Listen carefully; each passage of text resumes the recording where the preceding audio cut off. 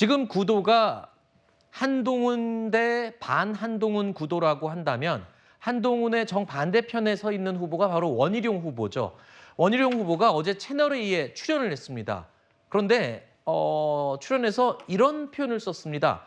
나는 창윤 후보다. 창윤. 어떤 의미인지 직접 들어보시죠.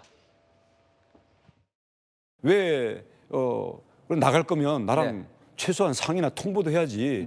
그때는 안 나갈 것처럼 해놓고 이렇게 하면 되냐. 그리고 나가려면 당정 관계 갈등은 묵은 갈등은 해소를 하고 가야 되지 않냐. 등등의 이제 이야기를 뭐 하거나 전달을 했는데요. 뭐 아랑곳하지 않으니까. 대통령이 권유해서 나온 건 아닙니까 정말? 대통령은 저에게 권유한 사실이 없습니다. 저는 윤심의 도움을 받아야 되는 입장이 아니라 윤 정부를 만든 사람이에요. 창윤, 정권 창출의 어떤 이 최대 참여자로서 끝까지 책임을 다하기 위해서 제가 도와야 되는 입장이죠. 자, 원희룡 후보가 출마 선언을 했을 때 다들 깜짝 놀랐죠. 물밑 움직임도 없었는데 갑자기 출마 선언을 한 걸 보면 윤 대통령, 즉 윤심을 등에 업고 갑자기 결정한 거 아니냐 이런 이야기가 많이 돌았었는데 그걸 의식한 듯 이렇게 얘기했습니다. 나는 윤심의 도움을 받는 사람 아니다. 오히려 나는 윤 정부를 창조한 창윤이다. 이렇게 표현을 하면서 윤심을 대표해서 또는 윤심 때문에 출마한 사람은 아니라고 선을 명확히 긋는 그런 말을 만들었습니다. 그래서 창윤, 나는 창윤이다 이렇게 표현을 했습니다. 자, 일각에서는요 이런 얘기가 지금 흘러나오고 있습니다. 지금 4명의 당권 주자들 가운데 원희룡, 나경원 이 두 후보가 연대를 할 경우에는 판이 뒤집힐 수 있다 이런 분석이 조심스럽게 나오고 있습니다. 원희룡 후보가 이런 입장을 밝혔습니다. 저는 늘 열려 있습니다.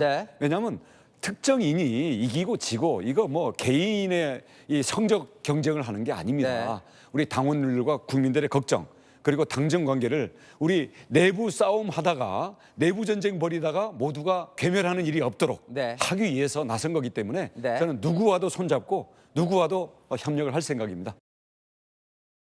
자, 누구와도 손잡고라고 얘기했는데 이런 얘기가 지금 슬슬 나옵니다. 원희룡과 나경원이 손을 잡으면 판세가 뒤집힐 수 있다. 원희룡, 나경원 연대설이 조심스럽게 나오고 있는데 일단 원 후보가 손을 내밀었지만 잡아야 될 사람이 동의를 하지 않는 것 같습니다. 나경원 후보가 이렇게 얘기했습니다. 무슨 소리냐. 아직 시작도 하기 전에 단일 화해기 너무 때가 이르다 얘기를 했습니다. 그리고 나경원 후보 입장에서도 굳이 지금 연대를 해야 될까?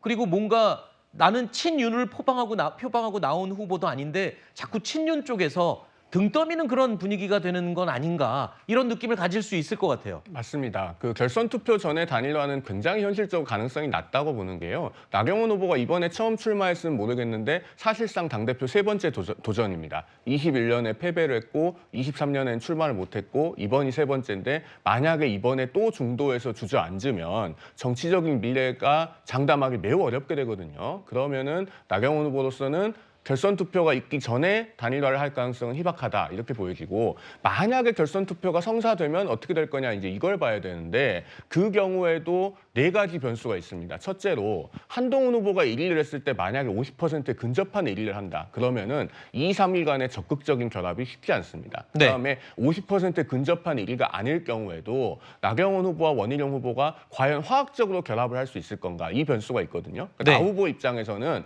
원희룡 후보가 막판에 출마 선언을 하면서 본인의 위치를 어떻게 보면 잠식당한 셈입니다. 그런 점에서 화학적 결합이 쉽지 않을 수 있고 그다음에 우리가 2등, 3등만 생각을 하는데 이건 물론 만약의 가정입니다만은 만약에 윤상현 후보가 4등을 했을 때 그 4등 표는 2등, 3등이 결합하는 표에 그대로 가서 붙을 것인가 이 부분도 상당히 큰 변수가 아닐 수 없습니다. 무조건 거기에 간다고 단정할 수가 없거든요. 마지막으로 결선이 성사됐을 때 거기에서 역전이 일어날 경우에는 당원들이 이런 결과가 된다는 전략적 고려를 할 수가 있어요. 즉 만약에 한동훈 후보가 업셋으로 낙선을 할 때는 대선 주자 한 명이 날아갈 수 있다. 네. 이런 부분에 대한 전략적 고려까지 있을 것이기 때문에 네. 나원 연대가 쉽게 성사될 수 있을지는 많이 지켜봐야 될 문제다. 이렇게 보여집니다. 자, 지금 말씀드리고 있는 이 나원연대 그리고 초반 여론조사 의미 없다. 뭐 이런 것들이 전부 다 지금 한동훈 후보를 공격하는 쪽에서 주장하는 내용들이거든요. 그렇다면 과거 전당대회 때하고 비교해 보면 어떻습니까? 실제로 그게 다 적용이 됩니까? 뭐 초반에 여론조사가 막판에 뒤집힌다든가 아니면 뭐 이런 것들.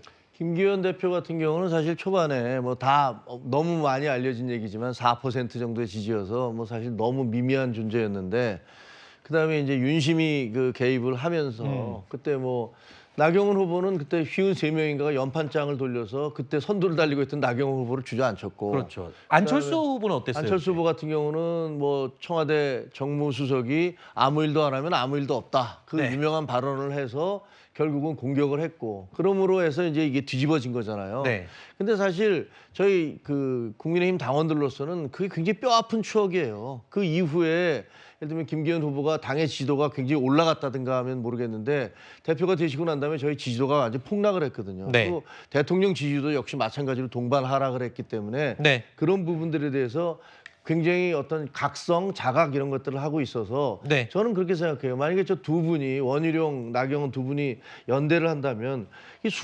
본인들 말대로 수십 년간 정치를 해오신 분들이 지금 막 들어온 새로운 후보를 서로 담합을 해서 공격을 하는 거잖아요. 그걸 보면 글쎄 그게 당원들에게 어떻게 보여질지. 알겠습니다.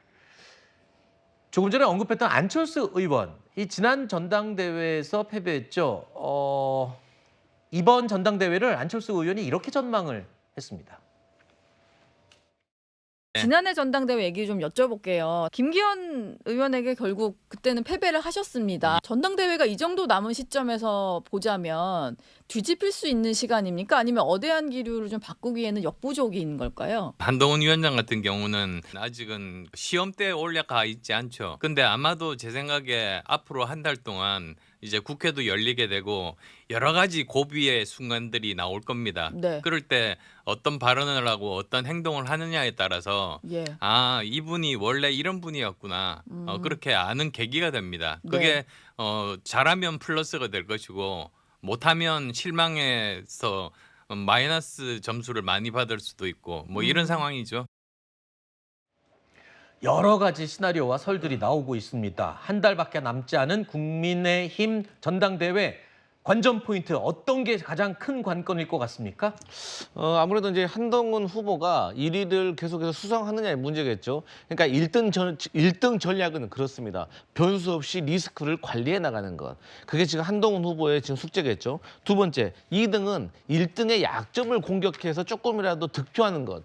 3등이 아까 말씀하셨던 그 단일화 전략인 거거든요. 3등이 2등을 제끼고 1등과 맞붙기 위해서는 단일화밖에 없는 겁니다. 그렇기 때문에 이것은 사실상 불리하고요. 그래서 어쨌든 한동훈 후보가 원래 대세인데 여기에 동정론까지 얹혀지는 그런 형국이어서 사실 저는 이제 이번 전당대회가 1차에 끝나느냐 아니면 2차까지 가느냐 저는 그게 관건이라고 보고 있습니다. 알겠습니다.